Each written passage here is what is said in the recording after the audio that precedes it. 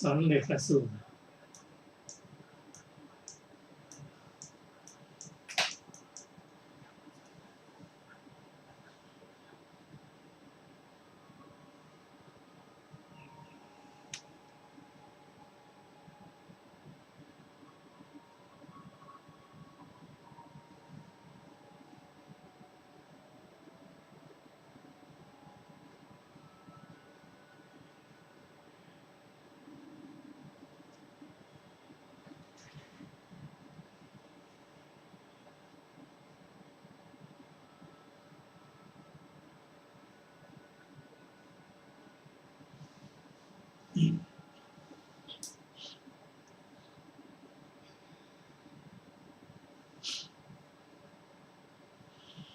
ขอนอบน้อมแด่พระผู้มีพระภาคเจ้าพระองค์นั้นซึ่งเป็นผู้ไกลจากกิเลสตรัสผู้ชอบได้โดยพระองค์เองสวัสดีครับท่านผู้ฟังที่เคารพครับท่านผู้ฟังกำลังรับฟังรายการพระไตรปิฎกลอยฟ้ามีเสนอท่านผู้ฟังทุกวันพุธตั้งแต่เวลา18 นาฬิกาถึง 19 นาฬิกาดำเนินรายการด้วยกระผมพลเอกธนัทเดชะมีอาจารย์สุรภาเดชะเป็นผู้ร่วมรายการวันนี้เราได้นำพระไตรปิฎกฉบับอรรถกถาเล่มที่19มาศึกษากัน ในพระสูตรที่ชื่อว่าสาเลยยกสูตรซึ่งมีอยู่ในพระไตรปิฎกฉบับมมร.เล่มที่19หน้า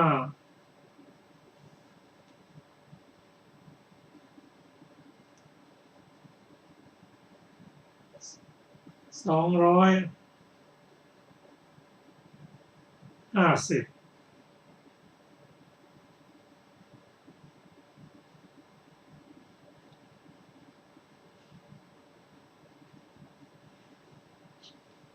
ในพระสูตรนี้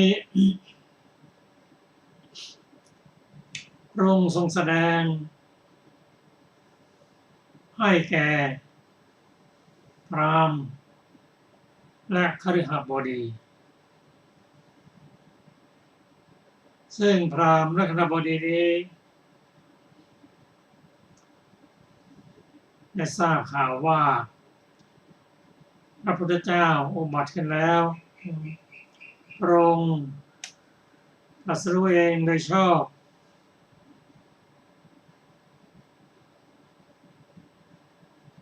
เป็นผู้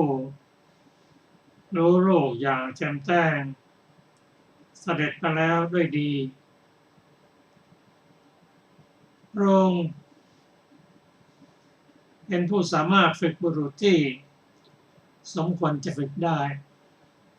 อย่างไม่มีใครยิ่งกว่าพระองค์ทรงเป็นศาสดาของมนุษย์และเทวดาทั้งหลายเป็นผู้รู้ผู้ตื่นผู้เบิกบานเป็นผู้จำแนกแจกแจงพระธรรม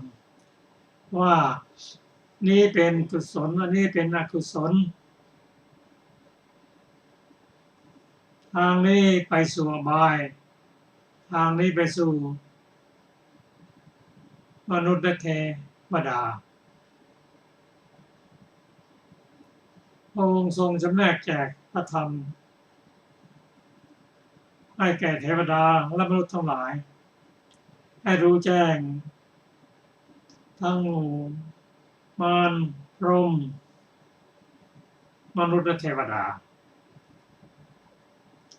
การได้เข้าไปพบหาย่อมเป็นการดีแท้เพื่อจะได้ฟังธรรม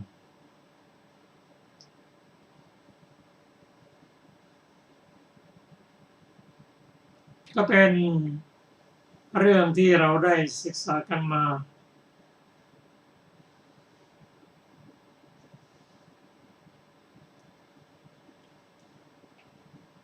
เอง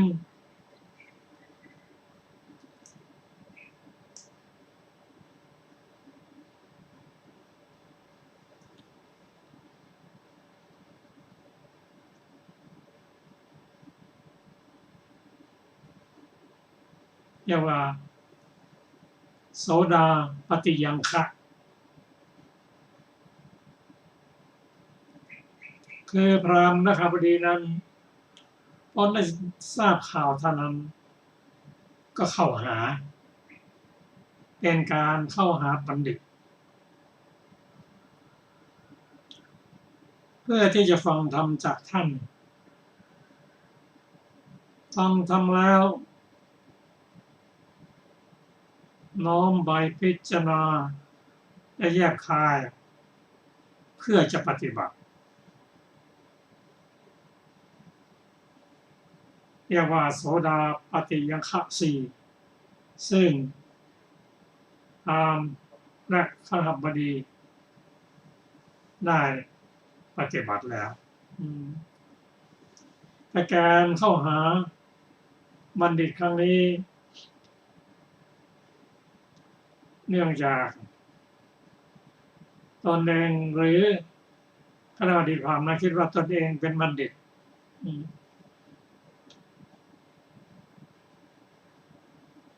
ถ้าพูดว่ารัตนโคดมขอถามหน่อยเถิดแสดงว่ายังไม่มั่นใจ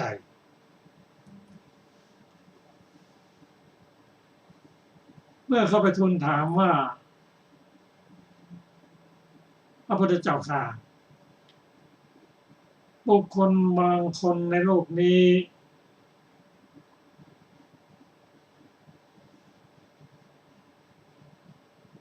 เมื่อ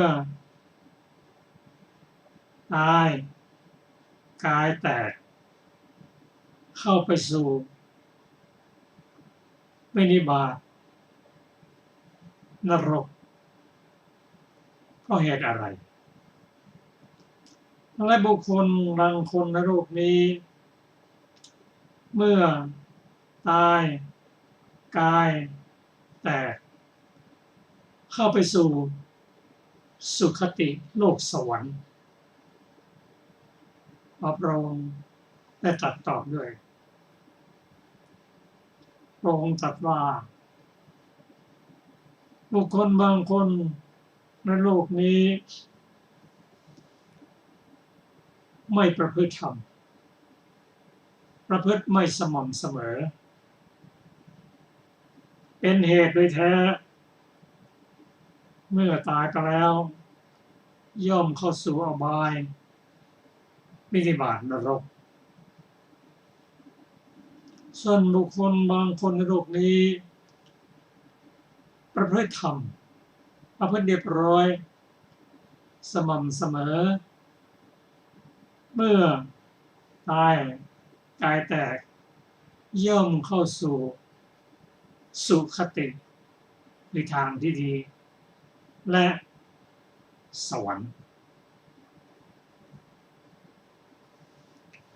พระองค์ตรัสตอบอย่างนี้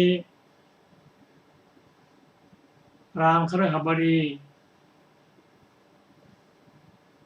กราบทูลว่าพระองค์ตรัสแต่หัวข้อไม่แสดงโดยพิสดารไม่เข้าใจขอพระองค์ทรงตรัสในพิสดารเถิดเพื่อข้าพระองค์ทั้งหลายจะได้เข้าใจเราจะเห็นวิธีการแสดงธรรมของพระองค์พระองค์ทรงทราบอุปนิสัยของบุคคลที่มาทูลถามทั้งหมดทั้งสิ้นนี้ เป็นเรื่องของกรรมทั้งนั้นผู้ที่ไปอบายทุกขติวินิบาตนรกนั้นทำแต่อกุศลกรรมส่วนพวกที่ไปตายไปแล้วไปสู่โลกสวรรค์เพราะเขาประพฤติ กุศลธรรมกุศลธรรมก็ดีอกุศลธรรมก็ดีเป็นเรื่องของกรรมดีและกรรมชั่วกรรมที่เป็นกุศลและอกุศล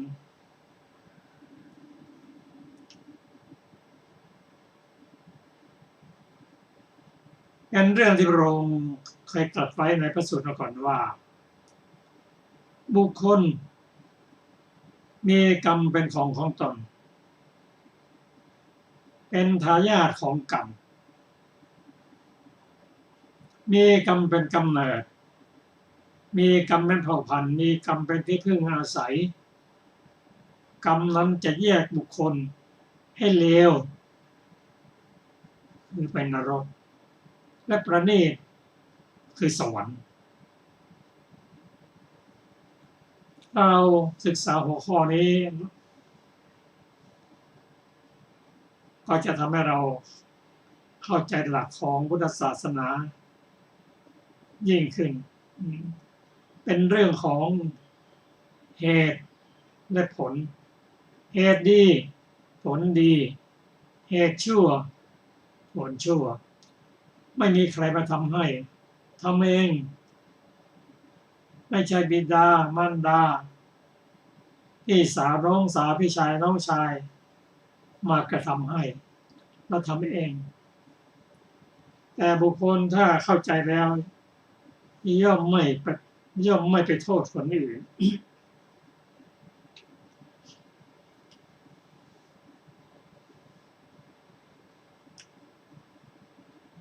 ทุกขติอบายทุกขติวิบัตินรกบางภูมิเราเห็นบางภูมิเราไม่เห็นเช่นอบายมี4นรกเปรตอสุรกายและดิรัจฉานเนี่ยเราเห็นได้ส่วนสุขติทางที่ดีมีมนุษย์เทวดามนุษย์เทวดามีรวมเป็น7แล้วมนุษย์สภูมิ1เทวภูมิ6เป็น7รวมอบายภูมิ4เป็น11เชษฐภูมินี้วนเวียนอยู่ในเรื่องของกามเรียกว่ากามภูมิ11สูงกว่านั้นไปคือรูปภูมิรูปภูมิมี11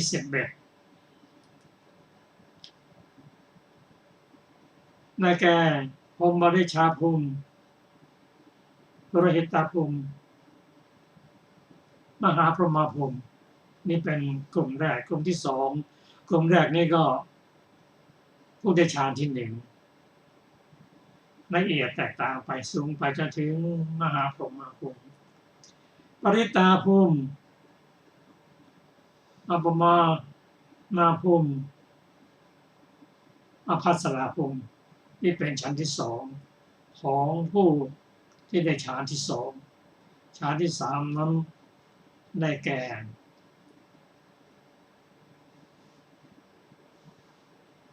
ปริตาสุภาพรหมอัปปมานะสุภาพรหม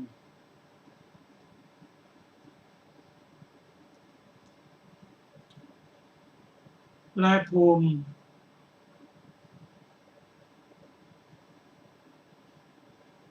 ที่เรียกว่าภูมิที่สวยงาม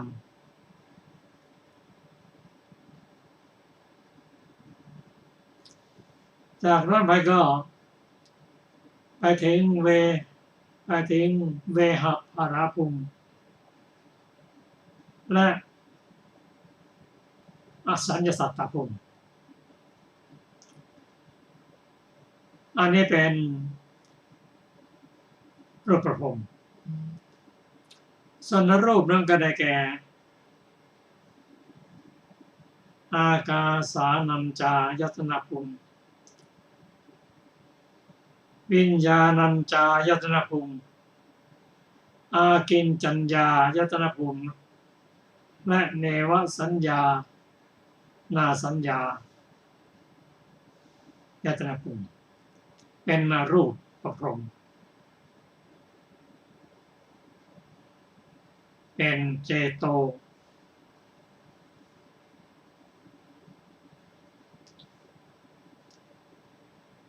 ส่วนอีกภูมิหนึ่งคือสุทธวาสภูมิเป็นภูมิของพระอริยบุคคลพระอนาคามี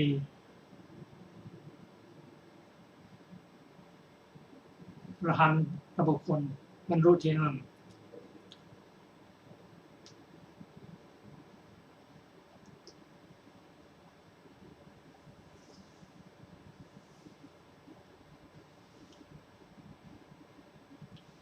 ได้แก่อวิหาภูมิอัตตปาภูมิสุทัสสีสุทัสสาสุทัสสีและอนิกถาภูมิองค์ทรงแสดงให้เราได้ทราบถึงบุคคลที่จะไปภูมิต่างๆได้ซึ่งพราหมณ์และกบดีได้ทูลถามเพียงเพื่อจะรู้เพื่อเข้าถึงอบายภูมิและสุคติภูมิเท่านั้นก็ด้วยพระมหากรุณาธิคุณของพระพุทธเจ้าทรงแสดงทั้งหมดทุกภูมิจนคฤหัสถ์บริพรามณ์ฟังแล้วไม่เคยได้ยินมาก่อนก็ขอเพียงซึ่งพระพุทธเจ้าพระธรรมและพระสงฆ์เป็นสรณะแค่นี้ก็ถือว่าพราหมณ์คณบดีนั้นได้เดินทางเข้าสู่ที่เรียกว่าโสดาปัตติยังคะแล้วถ้าปฏิบัติตามนี้ก็มีความไม่ตกต่ำเป็นธรรมดาพระองค์ตรัสตอบว่าสาเหตุที่จะเข้าถึงสุคติโลกสวรรค์ที่พ้นจากโลกคือทั้งโลกิยะและโลกุตตระด้วยการประพฤติสุจริตสิบเว้นจากการประพฤติอกุศลกรรมบทสิบกุศลกรรมบทสิบนั้นประกอบไปด้วยกายกรรม3วจีกรรม4มโนกรรม3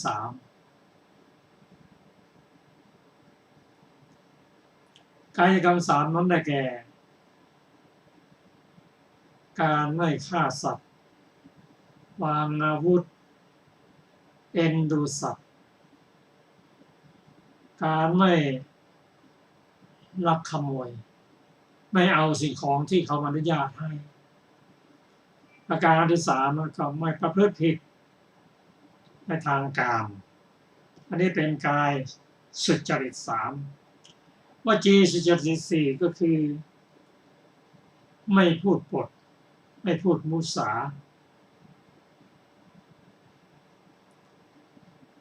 ไม่พูดให้เขาแตกแยกกันไม่พูดคำหยาบไม่พูดเพ้อเจ้อเป็นวจีสุจริต4 มาถึงทางใจเรียกว่าโนสุจริตนั่นคือไม่เพ่งเล็งสูงกว่าการขโมยนะไม่เพ่งเล็งอยากได้สิ่งที่ไม่ใช่ของตนเองเพียงแต่คิดอยากเอาของเขานั้นไม่เพ่งเล็งไม่พยาบาทไม่ประทุษร้าย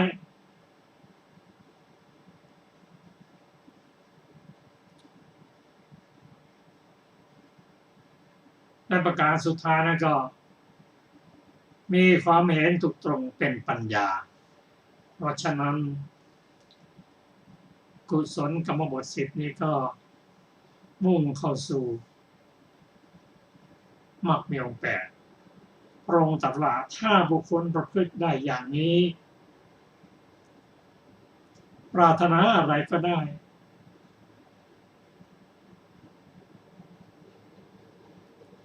ถ้าประพฤติกรรมบท10นี้ถ้ายังปรารถนาจะเป็นมนุษย์อยู่ก็จะเป็นพระมหาศาลกราบดีมหาศาลเพราะสูงกว่า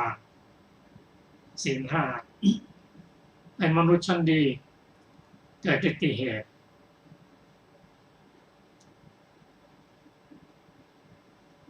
มนุษย์ชั้นดีและสวรรค์6ชั้นนั้นปรารถนาได้อยู่แล้วตั้งใจปรารถนาอยากจะไปเกิดในสวรรค์ชั้นไหนเรียกได้อยู่แล้วขึ้นอยู่ความกุศลกรรม10นั้นที่ละเอียด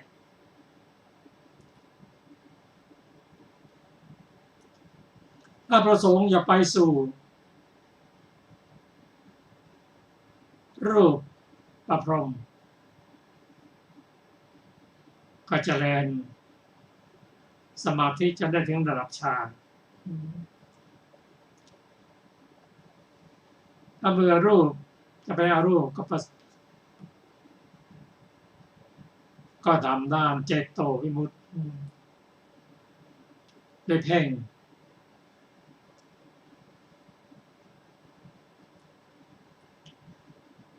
อากาศมั่งวิญญาณอะไรนิดหนึ่งก็ไม่มีก็ไปถึงอรูปภพอันนี้เป็นส่วนที่สูงสุดของโลกมนุษย์แต่ถึงแม้จะเป็นเนวสัญญายตนะแต่หมดอายุแล้วก็ต้องตกลงมาสวรรค์มั่งมนุษย์มั่งถ้ามีบาปมีกรรมมากก็ตกนรกได้แต่ถ้ามีโอกาสได้ฟังธรรมของพระพุทธเจ้าแล้วไม่ยึดติดในอารูปก็ทำให้สิ้นโลภะโทสะโมหะได้ในทางนี้เรียกว่าเจโตวิมุตติสิ้นอาสวะได้แต่ในระหว่างการปฏิบัติในด้านฌานนั้นก็สามารถที่จะใช้ฌานเป็นบาตรเจริญวิปัสสนาเข้าสู่ความเป็นอริยบุคคลโสดา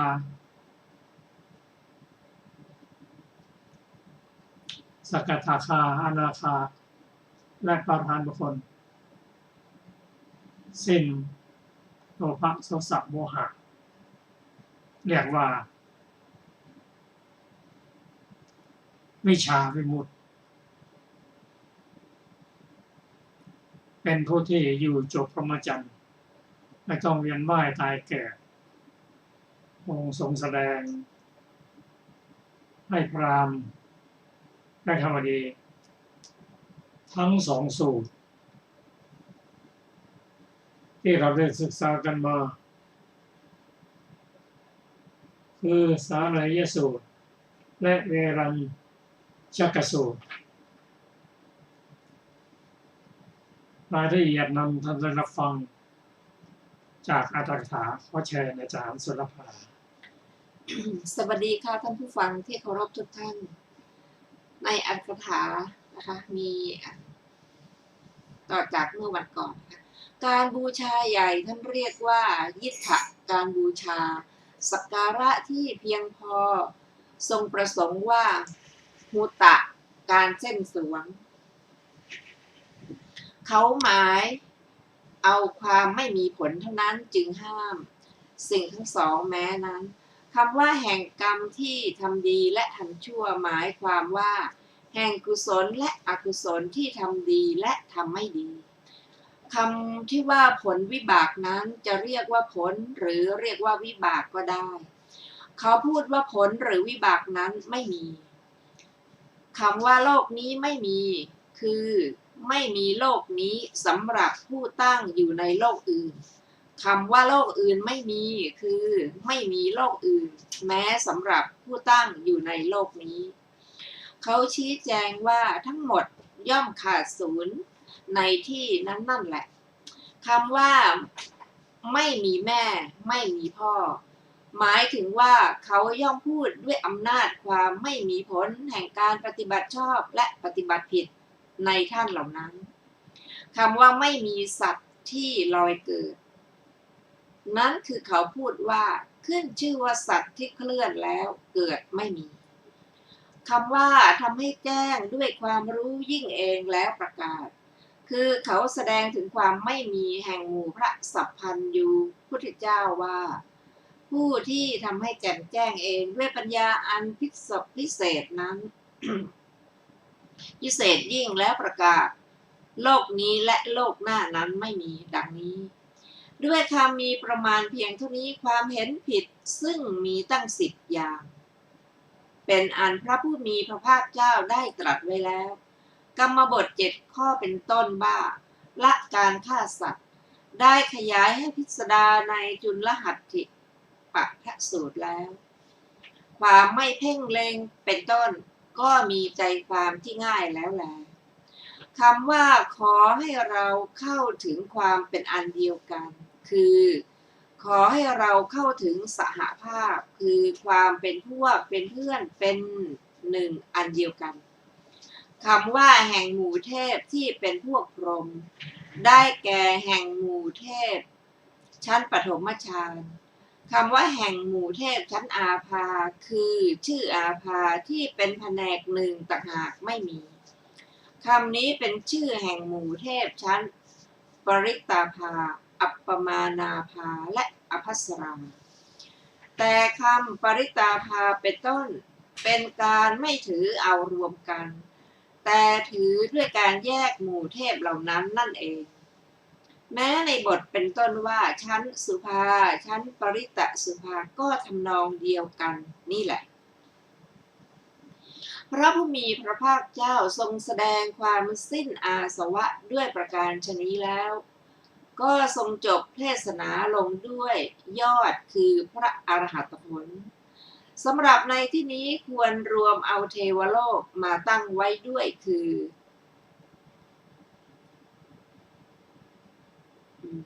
ก็พรหมโลก18 ชั้นคือ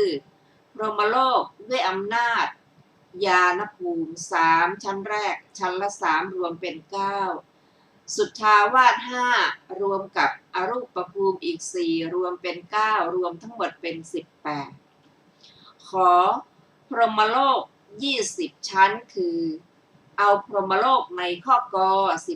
18พร้อมกับชั้นเวหัพพลาอีกก็เป็น1 บวก 18เท่ากับ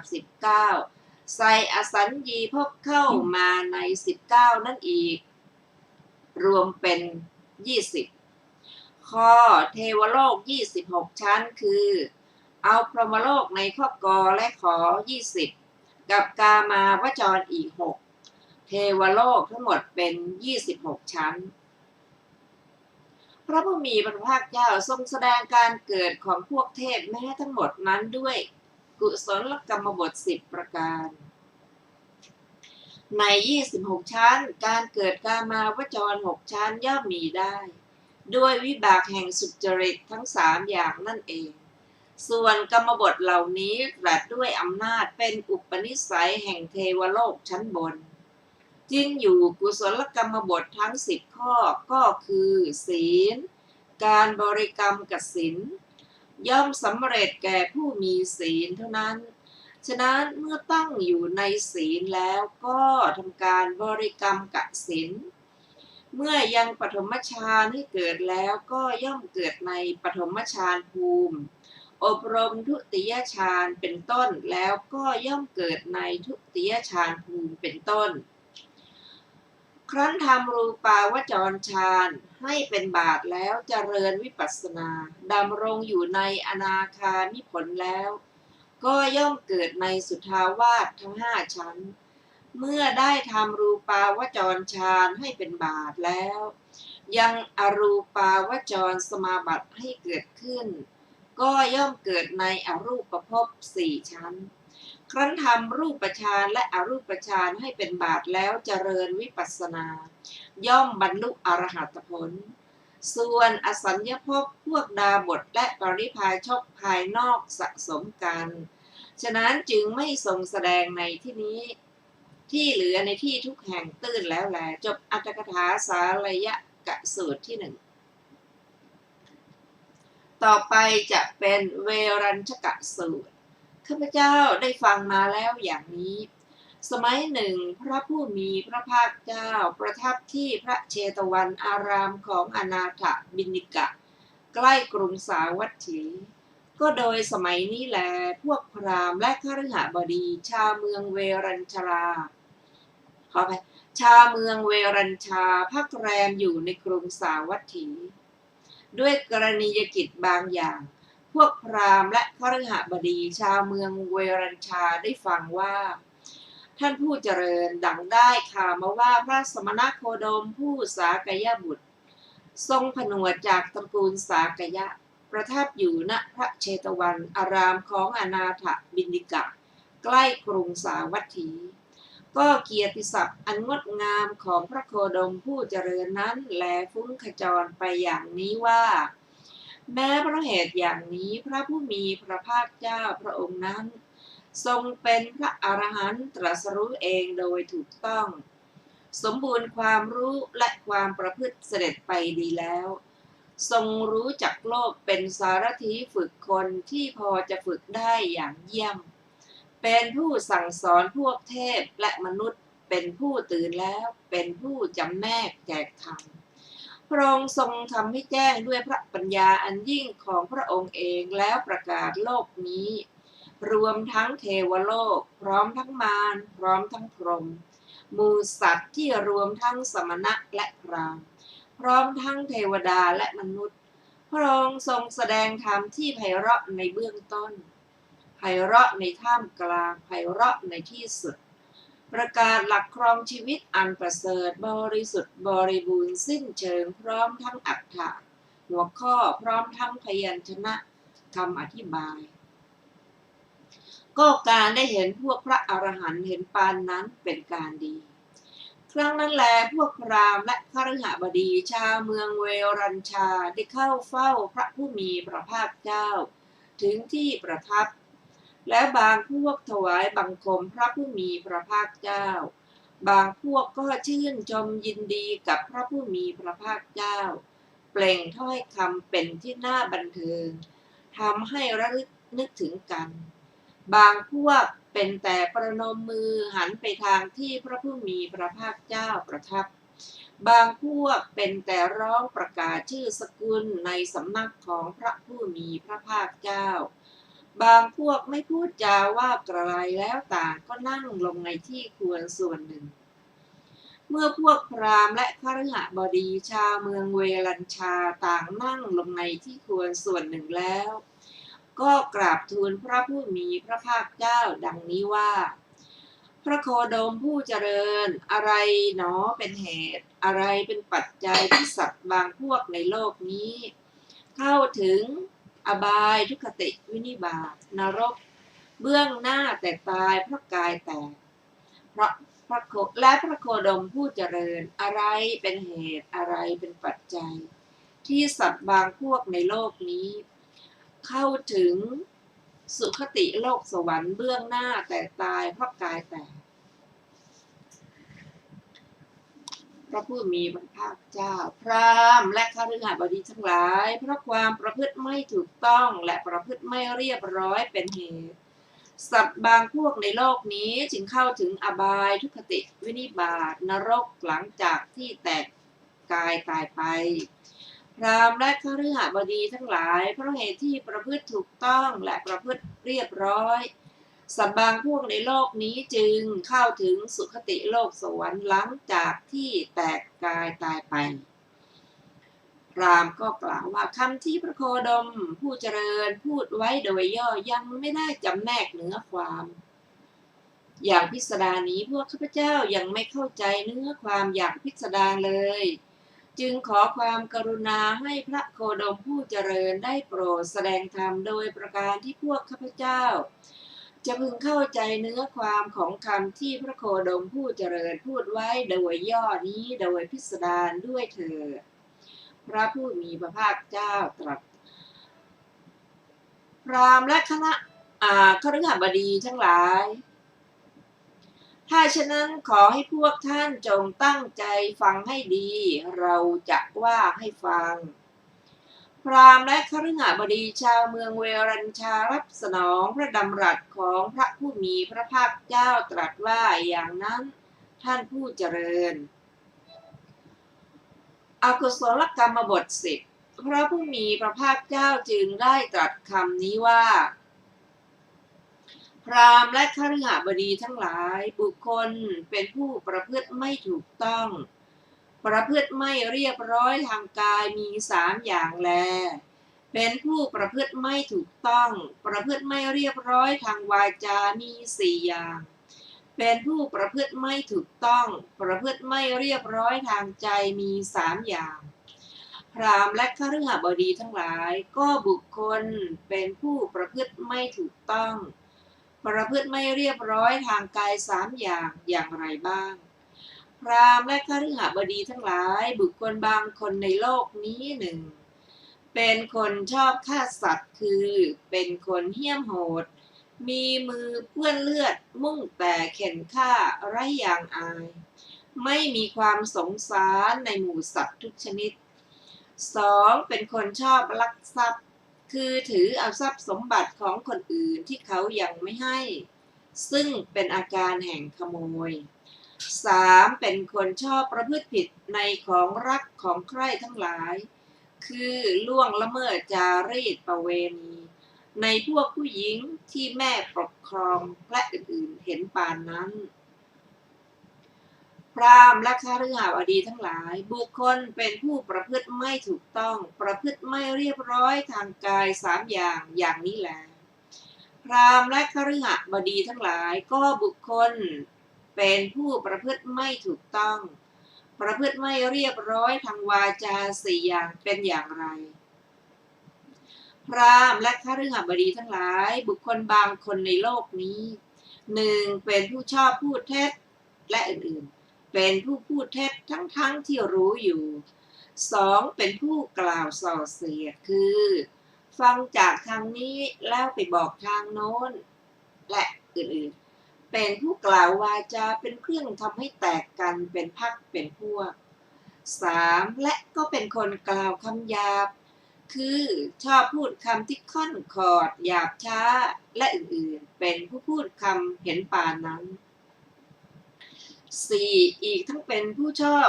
กล่าวคำเพ้อเจ้อคือพูดในเวลาไม่ควรพูดคำไม่จริงและอื่นๆไม่มีที่สิ้นสุดไม่ประกอบด้วยประโยชน์พราหมณ์และคฤหบดีทั้งหลายบุคคลเป็นผู้ประพฤติไม่ถูกต้องประพฤติไม่เรียบร้อยทางวาจา4อย่างนี้แลพราหมณ์และคฤหบดีทั้งหลายบุคคลเป็นผู้ประพฤติไม่ถูกต้องประพฤติไม่เรียบร้อยทางใจ3อย่างไรบ้างพราหมณ์และคฤหบดีทั้งหลายบุคคลบางคนในโลกนี้1เป็นผู้มากไปด้วยความเพ่งเล็งว่านั้นพึงเป็นของเรา2เป็นผู้มีจิตพยาบาท คือมีความคิดในใจที่ร้ายว่าขอให้สัตว์เหล่านี้จงเดือดร้อนและอื่นๆหรืออย่าได้มีแล้ว 3. อีกทั้งเป็นผู้มีความเห็นผิดคือเห็นคลาดเคลื่อนไปว่าทานที่ให้แล้วไม่มีผลการบูชาไม่มีผลการเส้นสวงไม่มีผลและอื่นๆทำให้แจ้งแล้วประกาศไม่มีพราหมณ์และคฤหบดีทั้งหลายบุคคลย่อมเป็นผู้ประพฤติไม่ถูกต้องประพฤติไม่เรียบร้อยทางใจ3 อย่างนี้แหละพราหมณ์และคฤหบดีทั้งหลายเพราะเหตุที่ประพฤติไม่ถูกต้องและประพฤติไม่เรียบร้อยดังที่ว่ามานี้แลสัตว์บางพวกในโลกนี้จึงเข้าถึงอบายทุกติวินิบาตนรกเบื้องหน้าแต่ตายเพราะกายแตกไปอย่างนี้ กุศลกรรมบท 10 พราหมณ์และคฤหบดีทั้งหลายก็แลบุคคลเป็นผู้ประพฤติถูกต้อง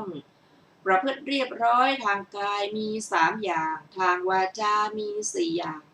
ทางใจมี3 อย่างพราหมณ์และคฤหบดีทั้งหลายก็แลบุคคลเป็นผู้ประพฤติถูกต้องประพฤติเรียบร้อยทางกาย3 อย่างไรบ้างพราหมณ์และคฤหบดีทั้งหลายบุคคลบางคนในโลกนี้ 1. ละการฆ่าสัตว์งดการฆ่าสัตว์ได้เด็ดขาดวางท่อนไม้เสียแล้ววางสัตราเสียแล้วและอื่นๆเป็นผู้มีการเกื้อกูลอนุเคราะห์สัตว์ทุกจำพวกอยู่ 2. ละการลักทรัพย์งดเว้นจากการลักทรัพย์ได้เด็ดขาดไม่ถือเอาทรัพย์สมบัติของผู้อื่นที่เขายังไม่ได้ให้อันเป็นส่วนแห่งขโมย 3. ละการประพฤติผิดในเรื่องของรักของใคร่ทั้งหลายและอื่นๆไม่เป็นผู้ล่วงละเมิดจารีตหรือประเวณีในพวกหญิงเห็นปานนั้นพราหมณ์และคฤหบดีทั้งหลายบุคคลย่อมเป็นผู้ประพฤติถูกต้องประพฤติเรียบร้อยทางกาย3 อย่างนี้แลพราหมณ์และคฤหบดีทั้งหลายก็บุคคลย่อมเป็นผู้ประพฤติถูกต้องประพฤติเรียบร้อยทางวาจา4 อย่างนี้เป็นอย่างไรบ้างพราหมณ์และคฤหบดีทั้งหลายบุคคลบางคนในโลกนี้ 1. ละการกล่าวเท็จเว้นจากการกล่าวเท็จได้อย่างเด็ดขาดคืออยู่ในที่ประชุมก็ดีและอื่นๆเป็นผู้ไม่กล่าวเท็จทั้งที่รู้อยู่ 2. ละคำส่อเสียดเว้นจากคำส่อเสียดได้อย่างเด็ดขาดและอื่นๆเป็นผู้กล่าวคำที่ทำให้เกิดสมัครสมานการเห็นปานนั้น 3. ละคำหยาบและอื่นๆเป็นผู้กล่าวคำเห็นปานนั้น 4. ละคำสำราญเพ้อเจ้อและอื่นๆโดยเลือกเวลามีที่อ้างมีที่สิ้นสุดประกอบด้วยประโยชน์พราหมณ์และคฤหบดีทั้งหลายบุคคลย่อมเป็นผู้ประพฤติถูกต้องประพฤติเรียบร้อยทางวาจา4 อย่างนี้แลพราหมณ์และคฤหบดีทั้งหลาย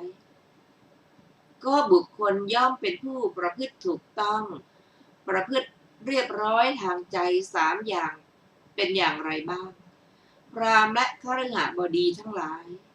บุคคลบางคนในโลกนี้ 1. ไม่เป็นผู้มากไปด้วยความเพ่งเล็งคือไม่เพ่งเล็งทรัพย์สมบัติของผู้อื่นว่าฉะนั้นเนาะทรัพย์ของคนอื่นจึงเป็นของเรา 2. ไม่เป็นผู้มีจิตพยาบาทไม่มีจิตคิดร้ายคิดในใจว่าขอให้สัตว์เหล่านี้จงอย่ามีเวร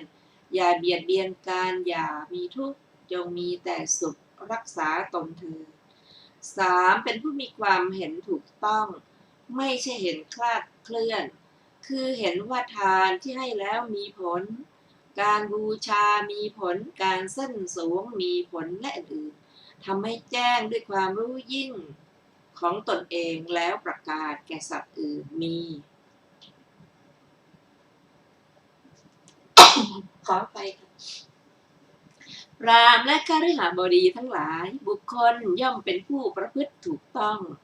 ประพฤติเรียบร้อยทางใจ3 อย่างนี้แลพราหมณ์และคฤหบดีทั้งหลายเพราะเหตุแห่งการประพฤติถูกต้องและประพฤติเรียบร้อยดังว่ามานี้แลสัตว์บางพวกในโลกนี้จึงเข้าถึงสุคติโลกสวรรค์หลังจากที่แตกกายตายไปแล้ว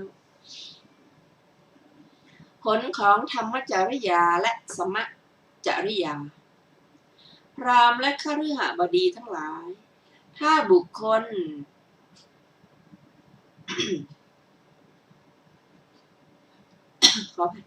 พราหมณ์และคฤหบดีทั้งหลายบุคคลย่อมเป็นผู้ประพฤติถูกต้องเรียบร้อย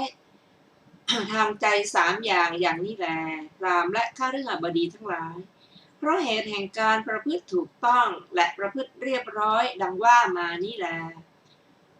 สัตว์บางพวกในโลกนี้จึงเข้าถึงสุคติโลกสวรรค์หลังจากที่แตกตายกายไปแล้ว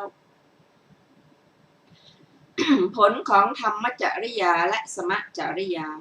พราหมณ์และคฤหบดีทั้งหลายถ้าบุคคลที่ประพฤติถูกต้อง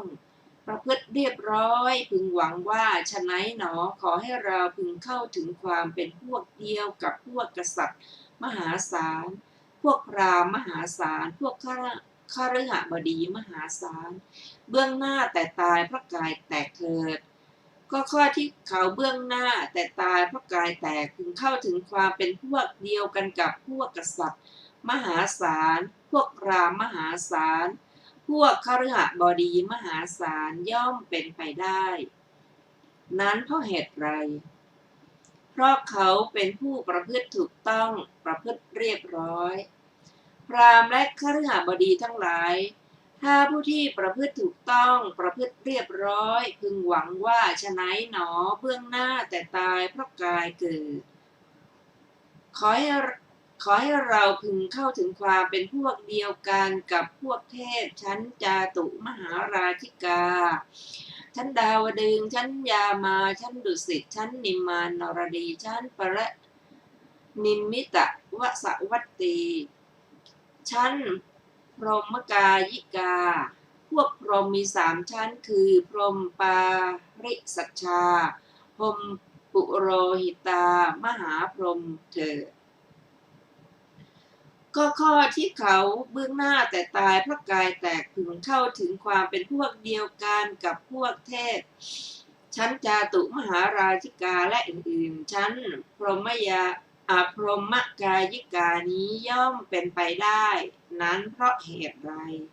เพราะเขาประพฤติถูกต้องประพฤติเรียบร้อย พราหมณ์และคฤหบดีทั้งหลาย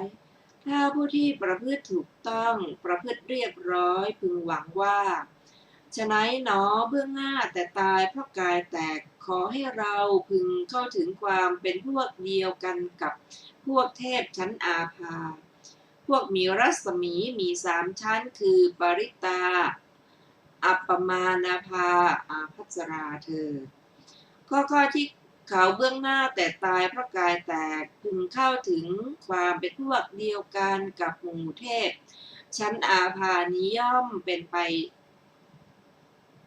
ได้นั้นเพราะเหตุไรเพราะเขาเป็นผู้ประพฤติถูกต้องประพฤติเรียบร้อยพราหมณ์และคฤหบดีทั้งหลายถ้าผู้ที่ประพฤติถูกต้องประพฤติเรียบร้อยพึงหวังว่าฉะนั้นหนอเบื้องหน้าแต่ตายเพราะกายแตกขอให้เราพึงเข้าถึงความเป็นพวกเดียวกันกับพวกเทพชั้นปริตสุภาชั้นอัปปมาณสุภาชั้นสุภกินหาชั้นเวหัพพลาชั้นอวิหาชั้นอัตตปาชั้นสุทัสสาชั้นสุทัสสีชั้นอากนิฐาชั้นผู้เข้าถึงอากาสานัญจายตนะชั้นผู้เข้าถึงวิญญาณัญจายตนะชั้นผู้เข้าถึงอากินกัญญายตนะชั้นผู้เข้าถึงเนวสัญญานาสัญญายตนะเถิดก็ข้อที่เบื้องหน้าตายเพราะกายแตกเขาพึงเข้าถึงความเป็นพวกเดียวกันกับหมู่เทพชั้นปริตสุภาและอื่นๆชั้นผู้เข้าถึงเนวสัญญานาสัญญายตนะนี้ย่อมเป็นไปได้ นั้นเพราะเหตุไรเพราะเขาเป็นผู้ประพฤติถูกต้องประพฤติเรียบร้อยพราหมณ์และคฤหบดีทั้งหลายถ้าผู้ที่ประพฤติถูกต้องประพฤติเรียบร้อยพึงหวังว่าฉะนั้นหนอขอให้เราพึงทำให้แจ้งเจโตวิมุตติปัญญาวิมุตติที่หาอาสวะไม่ได้เพราะพวกอาสวะสิ้นไปด้วยปัญญาอันยิ่งของตนเองแล้วอยู่ในปัจจุบันนี้เองเถิดก็ข้อที่เขาพึงทำให้แจ้งเจโตวิมุตติปัญญาวิมุตติที่หาอาสวะไม่ได้เพราะพวกอาสวะสิ้นไปด้วยปัญญาอันยิ่งของตนเองแล้วอยู่ในปัจจุบันนี้เองย่อมเป็นไปได้นั้นเพราะเหตุไรเพราะเหตุที่เขาเป็นผู้ประพฤติถูกต้องประพฤติเรียบร้อยเมื่อพระผู้มีพระภาคเจ้าตรัสเช่นนี้จบแล้วพวกพราหมณ์และคฤหบดีชาวเมืองเวรัญชาได้กราบทูลพระผู้มีพระภาคเจ้าดังนี้ว่าไพเราะเหลือเกินพระโคดมผู้เจริญพระโคดมผู้เจริญไพเราะจริงๆพระโคดมผู้เจริญได้ประกาศทำร้ายแบบเหมือนคนหงายของที่คว่ำเปิดของที่ปิดบอกทางแก่ผู้หลงตามตะเกียงน้ำมันไว้ในที่มืดด้วยคิดว่าคนมีตาดีๆจะได้เห็นรูปพวกข้าพเจ้าเหล่านี้ขอถึงพระโคดมผู้เจริญพระธรรมและพระสงฆ์เป็นที่พึ่งที่ระลึกขอพระโคดมผู้เจริญจงทรงจำพวกข้าพเจ้าว่าเป็นอุบาสกผู้ถึงสรณะตลอดชีวิตตั้งแต่วันนี้เป็นต้นไปจบเวรัญชกสูตรที่สอง